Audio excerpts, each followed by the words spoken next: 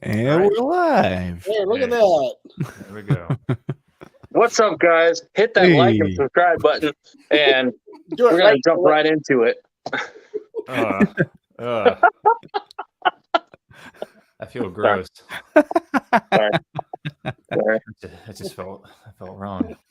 How's everyone doing? I'm doing all right. How are you doing? I'm not asking you. I'm asking our fans. Well, I just I wanted don't to care chime about in. how you're doing. No, glad to hear it. Hey, Evan, can you make sure the pop filter is totally covering your face? You know, this angle has been tricky for me. So you're not using I see you're not using a pop filter. Have you not had issues with that? Like I don't know. Does it purple people eaters? Does it sound weird? Yeah, that was a little poppy. Okay, so I just need to mind my P's and Q's. I think the Q's are okay. Let's see what happens. How's this sound? Is this any different? Is it better? Is it That worse? sounds good. That sounds pretty bad. Yeah. All right. Maybe I'm not doing a pop filter, everyone. But now this is weird because now I just have like a pop filters just kind of hanging out awkwardly just tape it to your face. It's a little plate for all your snacks. Yeah, yeah, exactly. I just need some snacks now. So Wayne, what's up? You were here this time. Thank you for joining us. Hello. You're welcome. Sorry that I missed the last one, everybody, but I was the inside of my face was dying. So how is your face now? Not dying. No, really the long and short of it is these guys know, but just for the people watching, I had sinus surgery and a deviated septum fixed all at the same time because I just kept getting sinus infections like constantly. If I just got a regular old cold, it would just immediately turn into a sinus infection. It's because my sinus drainage wasn't the correct size, and it would just get backed up and get infected, and so not good. So I had surgery and it got corrected, which is great. But then the surgery got infected, and so then that prolonged my recovery time. So I was out of commission for like a good month. The infection part was not fun because it smelled like a rotting corpse inside my own face that I could smell and taste constantly. Oh. So if I want to, I've got all the material I need to start my own like gore grind band, because all I have to do is describe my infection and just have to describe how I was like swallowing pus. Nice. So that I guess there's a silver lining there. I can start my side project finally. Because you love that kind of music. It's my favorite. That's what you're always listening to that, just whistling along. Yeah. I wish you would stop listening to that kind of music. It's kind of distracting. Well, it's really distracting. I mean, we all try to listen to music that, defines our character and describes us as people. And I think we all know Wayne to be, the gore grind kind of guy. Yeah. Death metal. It's definitely his personality. Yeah. It really is. Yeah. It's just, they go hand in hand for me, for sure. Yeah. Well, anyway, I'm all doing much better now. I'm feeling good. Hopefully soon, as I'm told, a few months after you have your sinuses fixed, your body really starts to equalize. And then if you have any improvements to your sense of smell or taste after a few months, that's sort of when you start to notice those things. And so that's what I'm the most curious about is the experience of you learning taste. I know, because I don't think I've tasted anything ever. I just don't think I've really ever. Which is funny because every time we go to a gas station, you're like, "Let me get some Reese's or some kind of candy bar." Oh I know. Yeah, every day is Halloween. Yeah. Yeah. Is it because you just got to you just have to blast your face with senses, like with taste, just to taste? Yeah, I think so. Like when I look back on like the stuff that I eat, most of it is like my favorite food is just the sauce that goes on the food. Like I don't even really care what the actual food is. I just the sauce is the most. That's kind of well. At any rate, I think I have to taste things at like an extreme to even notice if there's like a flavor or not. So I wonder if it'll be like more nuanced or No, I forget that. I forget if I've told the Chipotle story before on here. But there could be any number of Chipotle stories. That's true. There's probably a lot. No, but like every day. The one I think it was Wilderun 3 where we went to Chipotle like towards the beginning of tour, and we all sat down in Chipotle and to eat, and I forget exactly how, but I was sitting next to you, Wayne, and like I forget exactly what happened, but it was like I think you ate your burrito, and I like asked you like how it was or something. And you're like, oh yeah, it was good as always. And then I was like, what'd you get on it? And you were like, and you couldn't remember if you got chicken or pork or beef. Like you couldn't give me an answer. You literally had no idea, and you had just finished your burrito. Dude, and I was like, how could you not taste the meat that you chose? Like just 10 seconds ago. Go back to 20 seconds ago. You just had it, and you couldn't give me an answer. And it was such a. I think that was when my eyes really were open to what your tasting world is like. Pre surgery, of course. But yeah, of course. Well, maybe now we have like a new segment. We can just Wayne tries a new food every month. Yeah, why not? Just describes to us what taste is like. What is it like to actually taste? What is taste? I can just imagine myself like a few months from now, like eating the same Reese's cup I've had like all my life, and all of a sudden I bite into it and I like have this like euphoric like hallucinogenic like acid trip because it tastes so amazing. I'm wondering if you're just gonna like eat something and you're gonna be like, ew, I like that. That's like that's what I'm looking forward to. Like I just want to take like a teaspoon of MSG and just shove it right in your face and just to see what happens. Put the MSG in my body. Who needs stomach lining?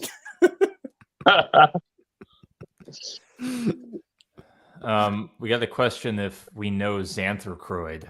Yes. We know of them.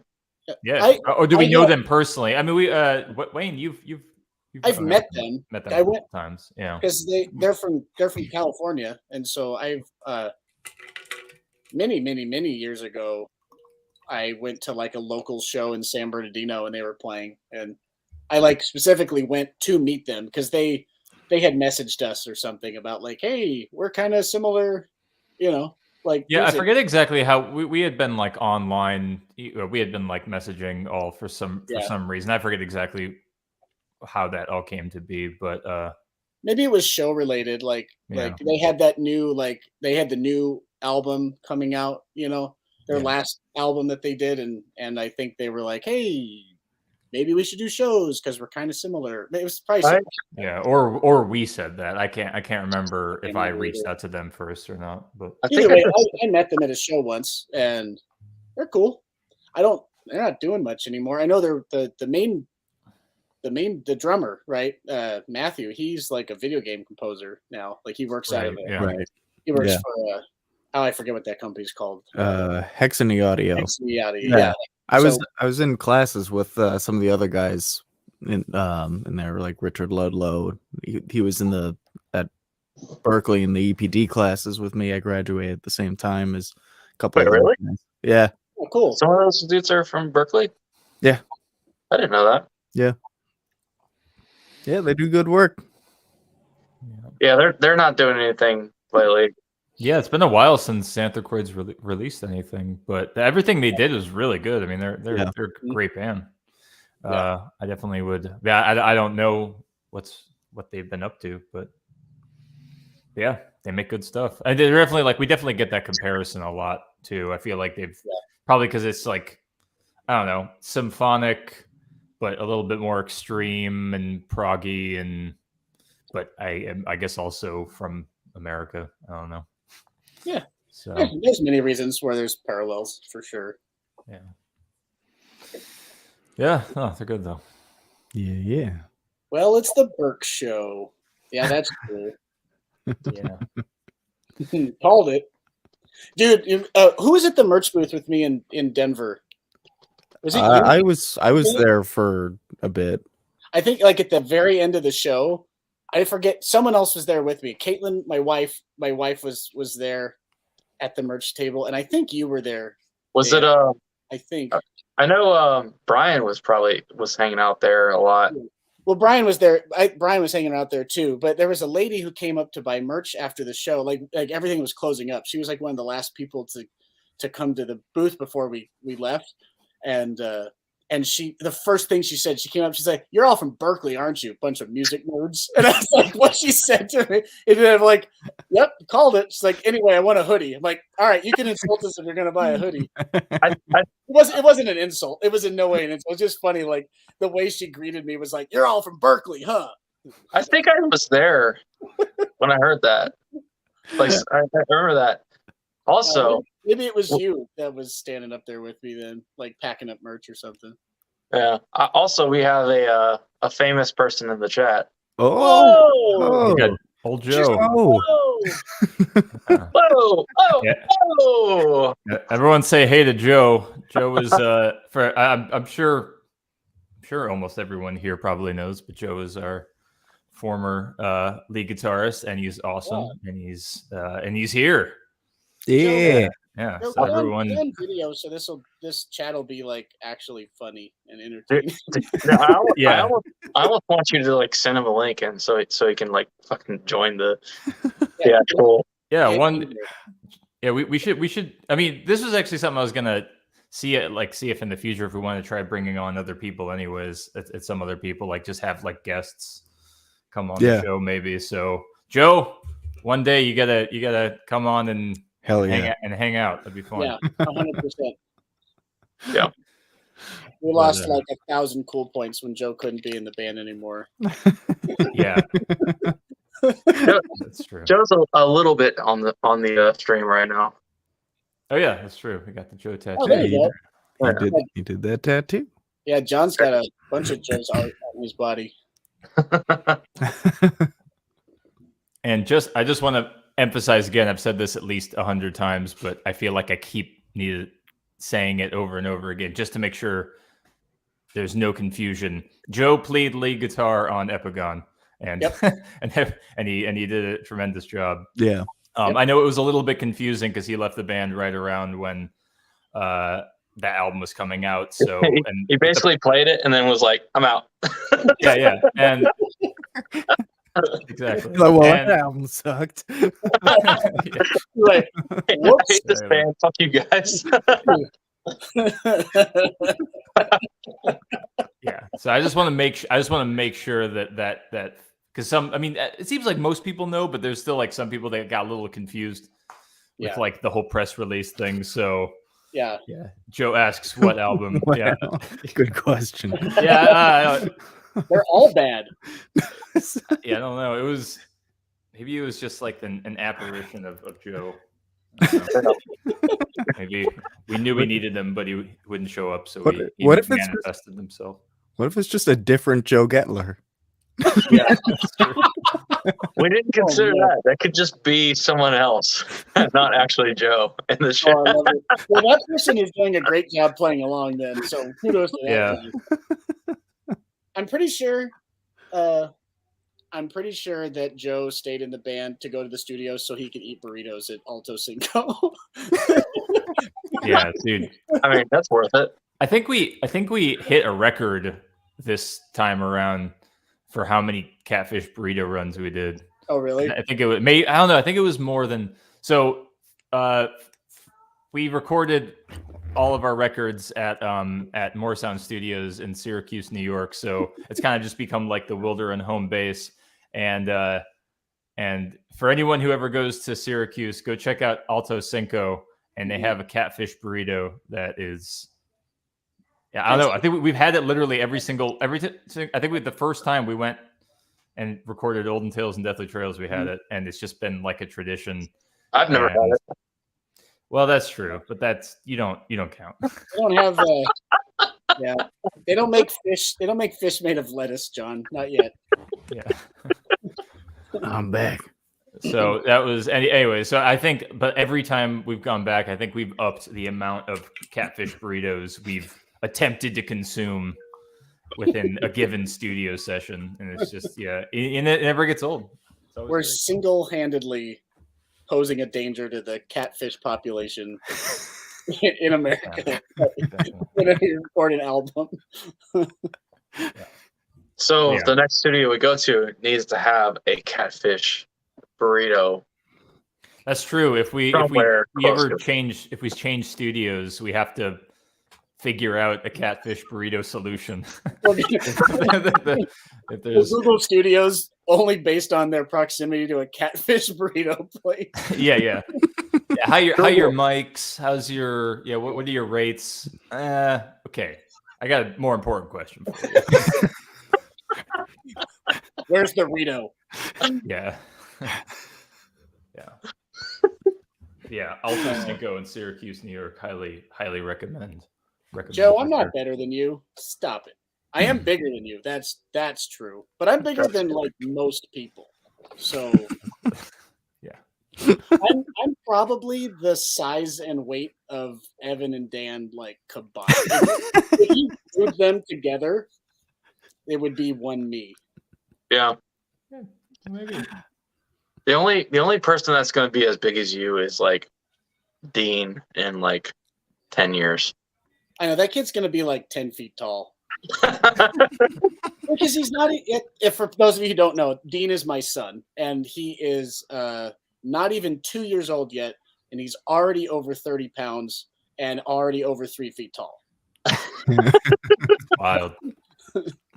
So if that trend keeps going, he's going to be Paul Bunyan by the time he's in like the 5th grade. Do you have a plaid shirt for him yet? Because I'm waiting for that. I want to. There's plenty. We have him, and he wears plaid shirts when it's cold. Yeah, do you just take your plaid shirts and like cut them and make smaller plaid shirts out of your plaid shirts? Yeah, I just like out of the back. I just like cut a shirt shape and just put it on. All right, we got a question here from IQ Cookie. Any tips for starting a band? Dang, that's a big question. Depending on the size of the tip, I'll start a band for you. Number one tip. Wait for it. Don't. Stop while you're ahead. I don't know. You know, it's such a loaded question because it kind of really depends on what you want to do. Because I mean, it kind of depends on if you're looking to like just make music and you don't really care about the outcome versus like if you want to try to. I mean, there's so many specifics that would inform exactly how you started it. So I don't know. I mean, I'm trying to think if there's like anything really general that would just be like a good suggestion. I have something to offer. I would say that in all seriousness, I think that some of the, and this is just this is coming from just my experience of being in Wilderun, is that, it took us about 10 years to even get the attention of a record label. And so we made 3 albums in that time. And so I think that a very large portion of you starting a band, perseverance is a really important factor. Perseverance, some discipline. And I say this about anything, whenever anyone asks me about doing music stuff as a career or anything like that,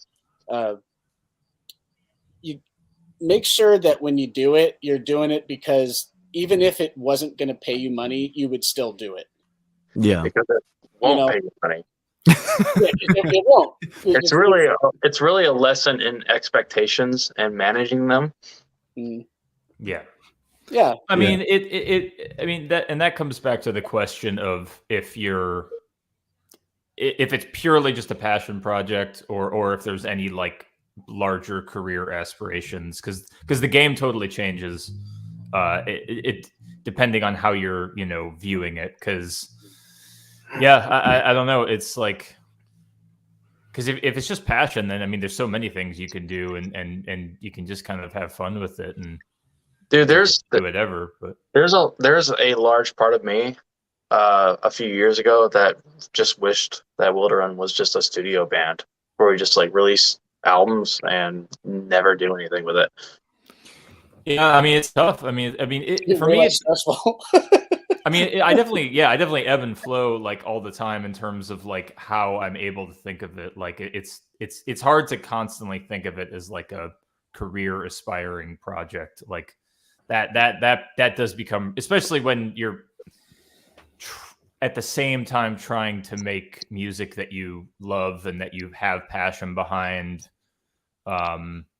It's like the more, but the more that you're really trying to make it something you love, and like it's really like a art project for you, a passion project, then I think like John said, the more you have to temper your expectations in terms of what's actually going to happen to it.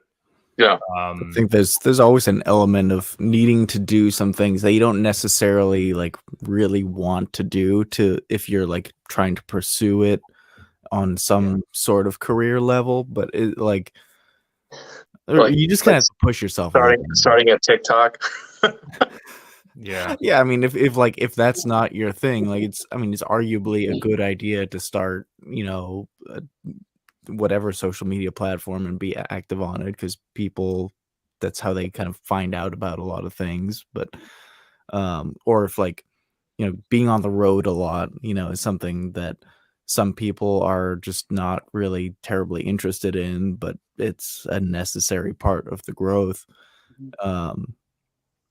I think in probably for me, like the best situation is some kind of balance of the two. Like you don't want to put yourself in a situation where you do too much stuff that you aren't super into, and then it does land you some sort of success, and then you're beholden to continue doing those things you don't want to do, because then you're stuck in that cycle, and then all of a sudden the thing that you set out to do for artistic fulfillment in the first place is now not that.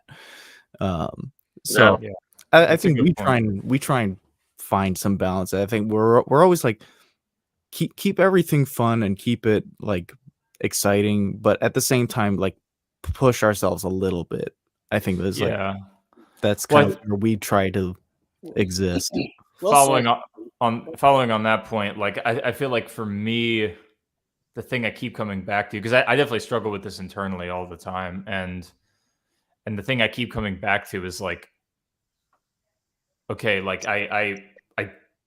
we started this band because we wanted to potentially create a career that we legitimately enjoy doing, and then you fall into this tricky like trap of like slowly adding on things that you don't want to do.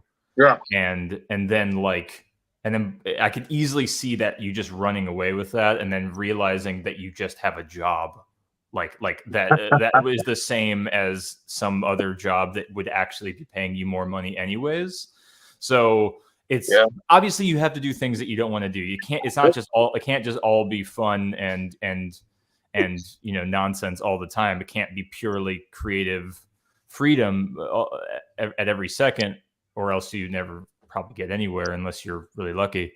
But at the same time, if you compromise too much, then it's sort of like, and you're doing too many things you wouldn't want to do anyways, then it's like, why did you even start this whole project in the first place, right? Like, and that's that's that tricky balance. It's a really hard balance to find, as we have all found. Like it's tricky. It's a tricky. I would say though, like, the creative freedom thing though, we've experienced nothing but that. Yeah. In a studio context and album context. Yeah, for sure. Yeah. In terms of the music, we haven't Yeah, we haven't compromised anything. We haven't done anything based on a suggestion. But there's still like all the business aspects of things, making sure all the logistics of tours and merchandise and everything's all like in line. That's always difficult. And I mean, especially if like that's not really a fun thing for you to do to manage all that, then it helps to have managers and labels and people, like a team of people working around you that can help out with that. But of course then that cuts into your bottom line, because obviously they got to get paid as well for their work. So it's always that balance. If we were the kind of people that like just loved managing the business aspect as much as we loved creating the music, then we could theoretically kind of do everything on our own.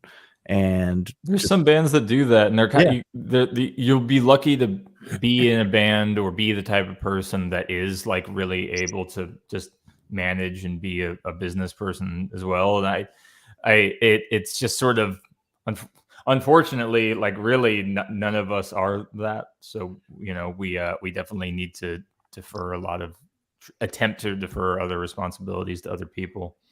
But if you find the right people and stuff, they can still work out okay. I do wonder though if maybe we've gone a little too far down the timeline in terms of what happens, because that's where we are. We're at we're nearing the 10-year mark right now. So I'm realizing that maybe we're talking about this through our own lens of doing this for a while. Maybe I do also wonder if the question was more just like, hey, like regardless of what happens to it, how do you just start a band? If you just want to, but you just don't have any, and that's like kind of a totally different question. Man, write some songs. Yeah, I don't know. Like, yeah, I guess you got to kind of. Well, I mean, there are bands that get together and do it collaboratively. Not to say that we don't collaborate, but obviously the way that Wilderun has always worked is a little bit more like songs and demos first, and then brought to the rest of the band. So, I don't know. I mean, I guess finding the right people is a tricky thing.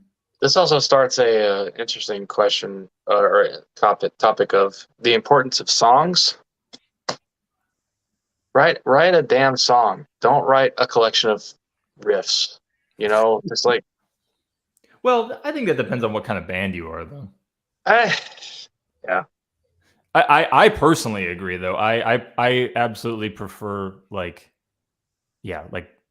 I mean, obviously, based on our music, we prefer things that are a little bit more in the song realm. Well, I guess that's actually not very. I guess that's not very obvious. That's a hilarious sentence, by the way.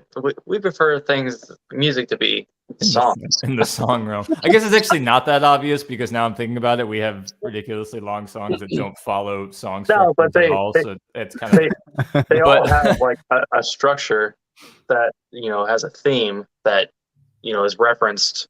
Like we write songs. We don't just write technical.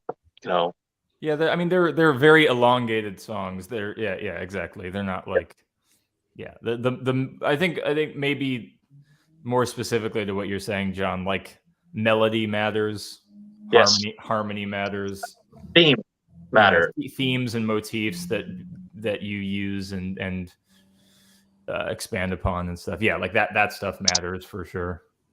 Damn, John, you got to get a different stand for your phone. John, your camera's drunk.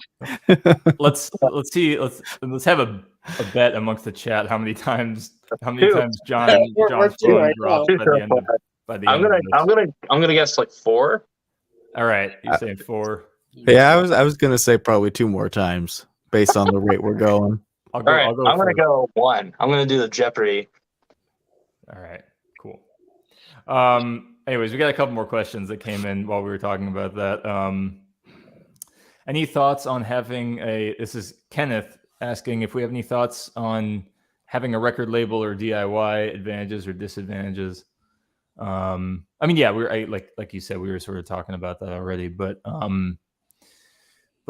yeah, it kind of, I'm wondering if there's any more to say on that in particular. It kind of depends on, like what you can personally handle.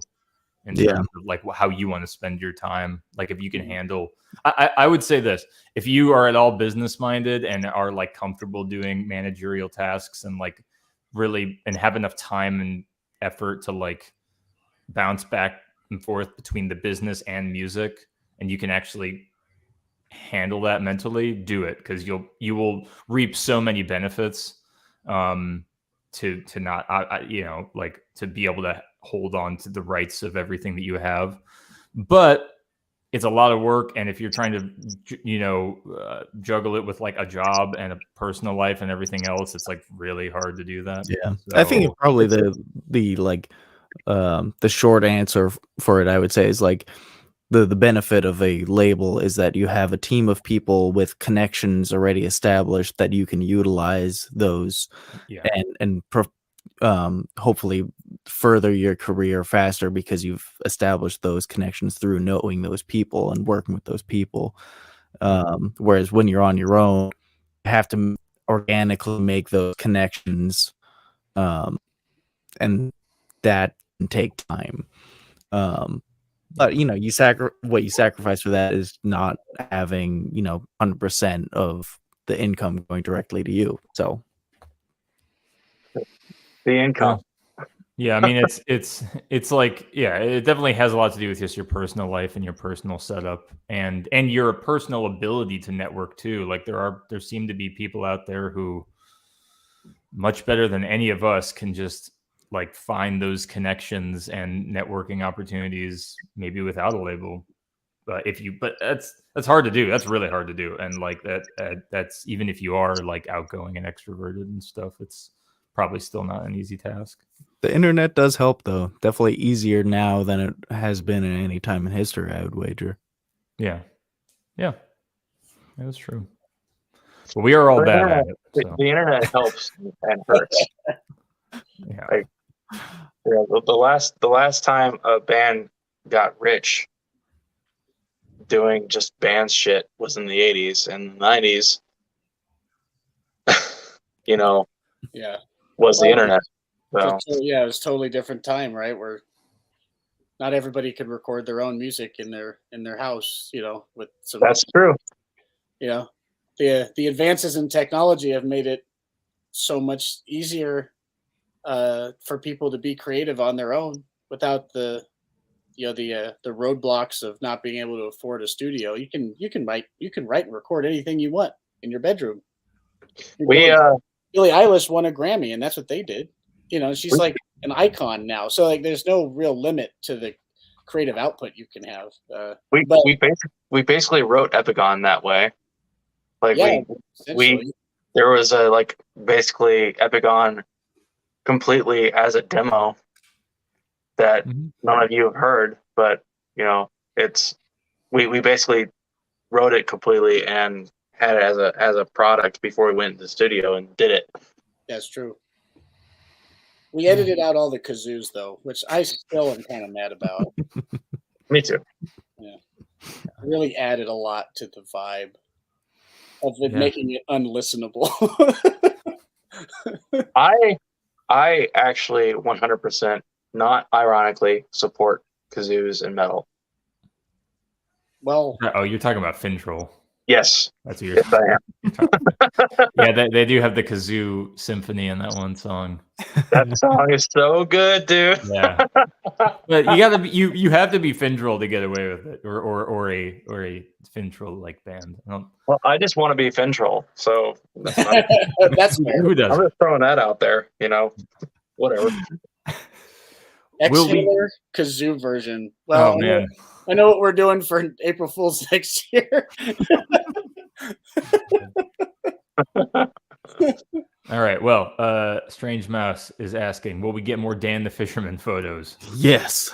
Or join our Discord or follow my Instagram, and you will see mostly fish from me. Fish right now, Dan. Go get a fish now. That's good cross promotion material for our Discord. Although I guess that only works if you care about fish. We do have a Discord, everyone. Go catch more fish. Yeah. Only fishermen only allowed. Only Only fish. Only fish. It's just basically Tinder. Just dudes holding fish.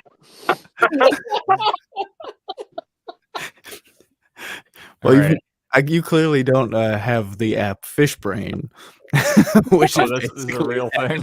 Yeah, it's my favorite social media app. What? It's like the Facebook of just people showing the fish they caught. Facebook of fish. It's where I spend most of my time on my phone. You're still in your 30s, right? Oh, You're so still in your 30s. you outed yourself. You're on your phone. You're just ignoring us. Yeah. Well, you guys aren't fish, so Man. I finally know how to be Dan's friend. Act like a fish. I just have to be more fish-like. I'm just gonna like take a bunch of selfies with like cartoon fish and just be like, "Hey Dan." you're like gonna get in the pond waiting for me to fish. You're like, "You'll notice me today." imagine you fishing and then like you see the water and then you see my eyes like come up. Hey, oh, George, George? you want to say hi? Hey, George. What's Hey. I told someone to come in here and knock your phone over. That's Oh. George. Oh yeah. Oh, we gotta get. He's totally cool and fine, and I'm like, he's doing something. Obviously, it's not cool and fine. He just wants to raise the numbers. There's a bet how many times my phone gets knocked over. Oh, nice. Yeah. Well, apologies for the interruption. What's up, guys? This is George. George. You're welcome anytime. We haven't gotten any more phone calls yet. I'm pretty disappointed. Some self-inflicted. This is complicating things because you now have agency now. You're That would work. That's 4. Damn it! All right. Wow. No, I'm good. This is escalating quickly. All right. Audrey is asking, what is your approach to selecting songs that you cover? Well, I guess it's just been me. I guess I just override the situation and tell everyone what song we're going to cover. I think that's been it so far. Right? No. Hold on. Well, actually, 2 of our songs were covered through Kickstarter requests because we did back for Sleep at the Edge of the Earth. We did a Kickstarter for that, and I think the top award was you get to choose the song that we cover. So that was fun. That was actually 3 songs, but one of them wasn't really a cover. So we did what we did. We did Emerald by Thin Lizzy, which is great. We did the Shiner song, based off of Shiner Brewery in Texas, and that was fun. That was like, wait, does that count as our actual like first beer collab? yeah. Oh man. Yeah. Oh, yeah. Maybe we can go back and milk it and get a Shiner Bock sponsorship. Dude, I'd take it. I'm down. I would too. And then the third one of that was a dude who actually wrote a song of his own, like a demo, but he wanted us to like make it into a full-fledged song. So that was fun. That was actually like that might have actually been my favorite of those. But that was a cool challenge. Then I guess the only other 2 were what? Seventh Son and Radiohead, right? Yeah. Yep. So yeah, I don't know. What was the decision process for Radiohead? Because I feel like just like one day somebody said in the Slack, "Oh, we should cover this song," and you were like, "Yeah, that's it," and then there was no discussion after that. God damn it! Yes. Well, that cancels out the one you did on your own, John. So we're at 4 now. Oh, that's 5. We didn't say that it couldn't be by his own volition. That's 5. I guess it's true. We didn't qualify. Yeah, those rules were not set. But what? It was discussed. But yeah, like then we wasn't it just like, hey, what do you think about this song? And you were like, yeah, that's the cover. You had like a couple options. I remember it was like 3 or 4 songs. Well, I have out. And like, oh, which one would you guys be most interested in? You know, I think we kind of voted for the Radiohead one. Yeah. There was If a, I Okay, remember was that what it there was a was? good Okay. list. Nice. There was a good list. There were like Bjork was in the list of covers. Don't give them away, man. We might do it. We I might didn't say what still do it. song. No, I know. I'm half kidding. The I would love to covers do a Bjork are cover. a requirement for us to do anyway. It's not like Yeah, honestly, I have a iTunes playlist of like, there's probably at least 30 songs on there that I'll just randomly be listening to a song and just, it's not necessary. I mean, part of it's just that I love the song and I just think that would be fun. But part of it's like I gotta hear the chords right.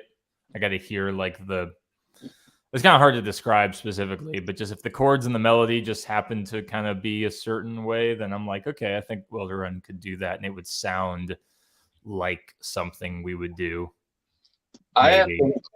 been wanting to cover Warcraft 2 music my entire life, and I'll never convince you guys to do it. And Warcraft is kind of Blizzard's kind of canceled right now, anyway. So whatever, fuck it. John, you and I can just do a Dungeon Synth side project. Yes. We all can. We should do a Dungeon Synth side project where all we do is do the versions like that of Warcraft 2 music. I'm down. Which kind of already is Warcraft 2 music in general. We should just re-release the soundtrack and not tell anybody. Well, if we did Warcraft 2 music as metal, it would just sound like Fintroll, which is why I love Fintroll so much. Yeah, it would definitely be. Or I remember, I haven't listened too much of that soundtrack, but I remember when you showed it to me a couple years back, I immediately thought of Balsagoth. Like I thought that the songwriting style kind of reminded me a little bit of their stuff, which is awesome. It was super, super well written. Yeah. My wife. My wife. Sorry. What? Oh, yeah. My wife is in the chat, and she has been wanting us to do Careless Whisper for like a decade. I guess we could put it on the table. I guess we could add it to the list. One of these days, I'm just gonna do it as like a Christmas gift to her or something. Well, we could do 2 birds, 1 stone and do it with kazoos. Oh, yes. Yeah. Now we're talking. Worlds colliding. There we go. Oh, Dan, we want to know about the spaghetti that's going on behind you. Well, I love spaghetti. mm-hmm. It's just spaghetti, folks. it's only a nice pasta. Yeah. Don't get it wrong. It's spaghetti. So that's that right there. That's the modular synth that I've been working on a lot lately, and it's just got a lot of shit plugged into it right now. Yep, that's Dan's beep boop machine. It goes beep beep boop boop. It makes all those sounds. It makes all 3 of those sounds. I mean, there's only 3. Yeah. Well, someone all that spaghetti for 3 sounds. Oh yeah. Sometimes you can make it go.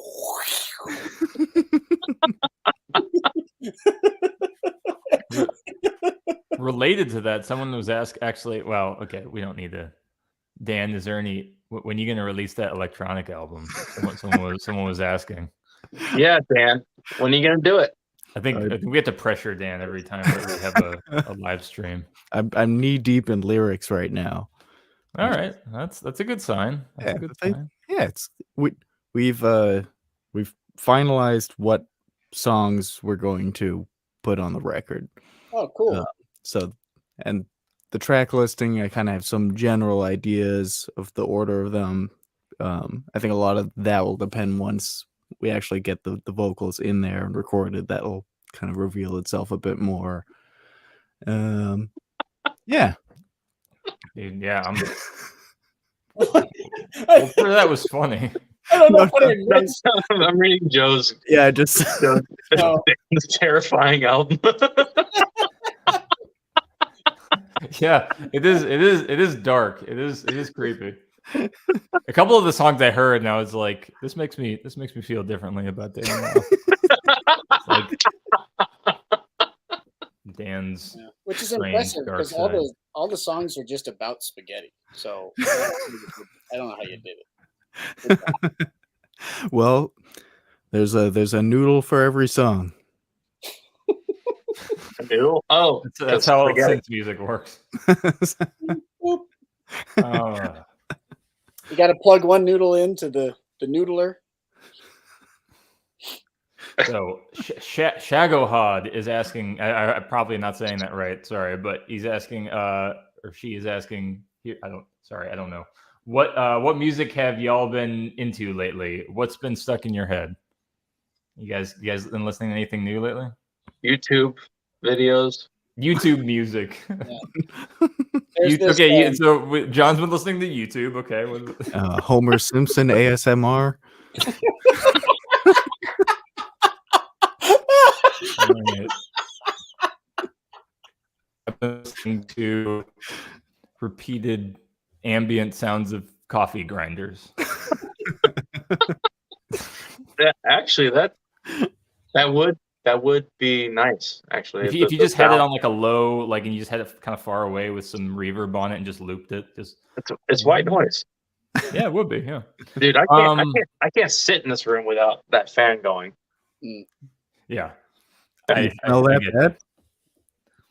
I've got. You smell that bad? Yeah. Well, unrelated, but yeah. Just ripping them constantly. Trying to think of anything. I'm trying to think if there's anything new I've been listening to. I think I probably mentioned this in the last thing, but I only recently rediscovered Boards of Canada, so I've just been listening to like their whole discography for the last 2 months. Lords of Canada? Boards of Canada. It's like IDM. It's just like electronic music mostly from the 90s, 2000s. But there's a lot of cool stuff coming out of Canada, including that. Yeah, I don't think they're from Canada, but yeah, that's what? I think they're from the UK actually. The Boards are from Canada, but yeah, they are not from Canada. The Boards are from Canada. Okay, well, Canada is like the derailed the conversation of the UK. So I've been listening to the debut record from Aya, AYA, and it's some wild like electronic shit that it's really inspiring, really just kind of wacky. I'm trying to think of like what it kind of reminds me of. Like, you're inspiring. What? What? The rest of this is just Fucking John leaving. derailing sentences. That was it. That was the last straw. I'm leaving.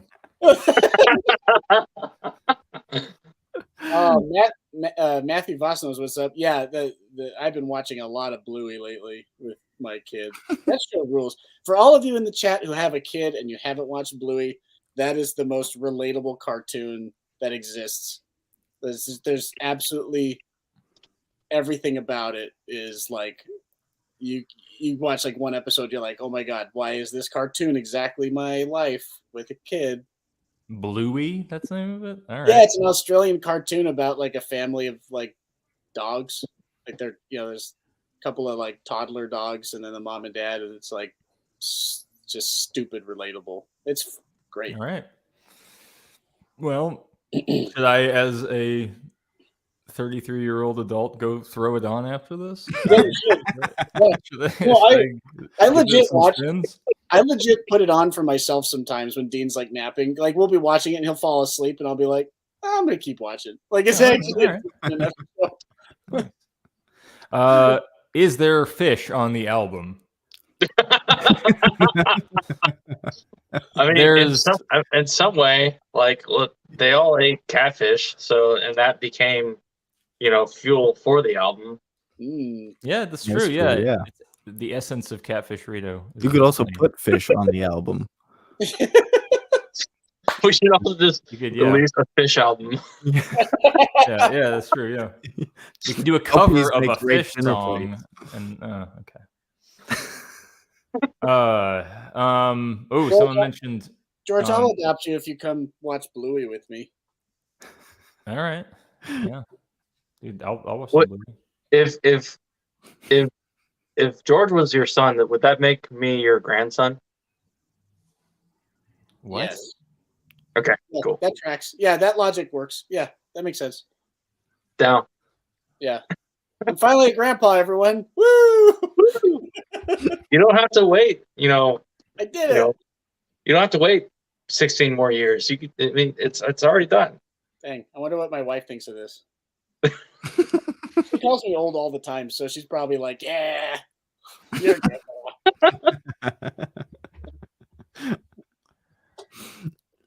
My wife, Caitlin, she's always like, "You're always gonna be older than me." I'm like, "Yep, that's true." That's how time works. That's how that works. Oh, nice. It seems that we've made a major Parkinson fan out of someone. Oh, So nice. that is Really? great to hear. So Wait, yeah, well, we- I guess you mentioned Major Parkinson last time. He said been addicted to them ever since. So No Oh. shit. That's awesome. That's great to hear. Any other hidden gems that we're holding? Sleepy Time Gorilla Museum. That's not a hidden gem. It's just a gem. It's just a yeah. Yeah, I mean, honestly, I'm actually surprised how few people. I always think Sleepy Time Gorilla Museum is more well known than they are, but there's I still come across a lot of people who don't know who they are. So yeah, if you don't know Sleepy Time Gorilla Museum, definitely all three of their records are perfect. Excellent. I would say we're definitely bigger than them. I don't think that's true. I don't. The Sleep Time Gorilla Museum. I mean, we're not as iconic as them, but whatever. I don't know. You know what? Honestly, it's so hard to judge who any of that stuff, any of those metrics nowadays. Yeah. Yeah. That's true. Anyways, I don't care how many fans we'll get. We will never be on the level of Sleepy Time Gorilla Museum. I can say that. Oh yeah, no. Their music is better than ours. Their music is better than almost everyone. Yeah. Yeah, they're easily the most unique band ever. Yeah. Oh man. Well, I think we're gonna. So, what's up, Wayne? Again. Oh, just someone said, what was the band name again? It's Sleepy Time Gorilla Museum. Yeah. That's what we're talking about. Yeah, they're amazing. We're gonna. I think I keep forgetting to say this at the beginning. We're just doing an hour for this. We're gonna, we want to. So we're gonna probably call this in. Well, we sign a little late, so we'll sign off in about 8 minutes. But I just want to let everyone know. So thank you all for hanging out, though. It's been fun to talk to everyone who's joined us. We're gonna. I mean, I guess also we're just gonna probably keep continuing to try to do this like once a month. If any feedback is very welcome. This is kind of just like a random experiment. Honestly, we didn't really have much of a plan for this. We're just like, hey, we're really bad at engaging, and well, we're not really bad. We could be better. Speaking of engaging, engaging, these guys over here are going to steal my Twitch account tomorrow. Yep. Yeah. Oh, yeah. I was just about to mention that. Oh, yes, indeed. Yeah. Tomorrow at 5 Pacific time, so that's 8 Eastern time, we'll be on John's Twitch. Yep. Yeah. John, do you want to throw a link in the chat maybe? Yeah, I got it. Yeah, it'll be Evan and myself. It'll be our first time attempting a Twitch stream, so bear with us as we fumble through the technology. But yeah, I don't know no idea how it's gonna go, but nope, I can't do it. Oh, you can't? Okay, well, what's your Twitch handle? My Twitch handle is John Tichy, not spelled the way that you see my name on the screen right now. It's Jon Tichy, Teachey. I can't spell my own fucking name. What the hell? Teaching. Let's try that again once more. Jonteachey. There we go. Okay. Just search that on Twitch, and they're gonna be on there. Oh, Mary. I think Mary. Did you do it? No. It is. Yep. There it is. So did my wife. Everyone's helping out. Oh, he did the spaces between the link. There, that's how you do it. Okay. Yeah, so me and Wayne were talking, none of us really know much about this whole Twitch thing except for John. So we thought it would be kind of interesting just to do like a random takeover, whatever you want to call it, thing and just see how it goes. And we're just going to be playing guitar. We're going to be just working through we're just going to be playing songs that we play live. And maybe we're going to try to work on some parts for a couple new songs that we've actually never played live before and just see. We thought it would be interesting for everyone to kind of see how we go through the process of like delineating guitar parts, because it's a little different than it is on the record, because, obviously our records are filled with so many other weird sounds that the guitar parts on the record aren't necessarily always perfectly like, two people playing at the same time. It's kind of weird and sporadic on the record. So it's kind of we thought it might be an interesting process for people to see me and Wayne like work out guitar parts for the live situation on the live stream. So yeah, hopefully it's interesting. Hopefully it's not horrendously boring. That's why this is a random test. So yeah, tomorrow 5 Pacific, 8 Eastern. Yeah, I'll join, and then it'll be interesting for me to see how you guys do that, because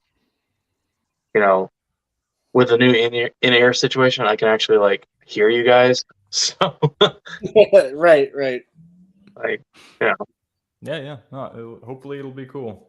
So it'll be cool. It'll be cool. I'm just gonna say hopefully it will be. It will be fun and informative and not at all dry and awkward. Not at all. Nope. I like it dry and awkward. And full of spaghetti. Oh man. Oh, Zuni's saying found out about Jeff Buckley from the last time we mentioned him. Yes. Oh, yeah. That is. I'm very happy to hear that. Yeah, Jeff Buckley is my favorite, probably my favorite singer of all time. So glad to hear that. That's awesome. Little Laura, the working title for was it Passenger? Was Jeff Bucks. Yeah. Bucks. Yeah, it was. Yeah, no real connection. No real there actual at all. influence. I have no idea why it was. It's actually very interesting. Like whenever we are like preparing the backing tracks for like songs that maybe we haven't played before, and I have to go dig through the old sessions to find all the stems or whatever that I need. And sometimes, depending on the record, they're filed under the demo names, so I have to try and remember which one's which. Yeah. Some of the old ones it's hard to remember. Yeah. It's funny. To, like Sleep era and stuff. It's funny, you would think that Jeff Bucks would be the working title for Wool Gatherer, because there's a lot more Jeff Buckley influence in that song. Yeah, that's true. That song probably has the most of that influence. Yeah. I don't know. I don't remember why. But anyways, Jeff Buckley was amazing. Yeah, he was the man. All right, well, anything else before we call this one? Any studio session videos coming up? Well, I think we're done. I think the studio sessions video, the vlogs are complete, right? I think they're done. I think so, unless we are able to dig up any old footage that wasn't used for anything. I think that the studio vlogs are finished. So you can, I think if you just go to our Facebook page and go to videos, you should just be able to see them all. You can go to the Century Media YouTube channel, and I doubt maybe they put them in a playlist. I don't know if they did, but I don't know either. Yeah, we got like 9 vlogs from the Epigon sessions up online, either on our Facebook or Century Media YouTube. So how do you guys feel about doing like one of these from the road, like hang out as we're driving to a? Well, we will. Depends on who's driving. Yeah, that could be interesting. It kind of our mental cognition and attitudes might be vastly different than what they are. It should probably happen sooner than later. First week of tour. If it's any later than that, then it's going to be a shit show.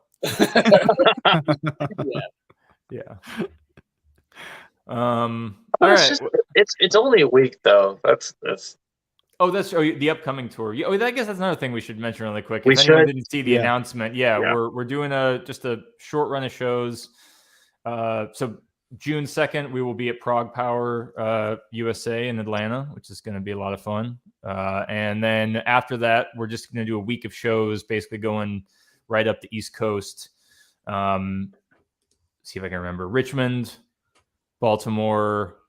That might not be the right order. Philadelphia, Clifton, New Jersey, Brooklyn, and I think Boston. And I think that's it. So, yeah. And we're super stoked to play Boston because we didn't get to play it on our last tour. We did a whole U.S. tour and no New England dates.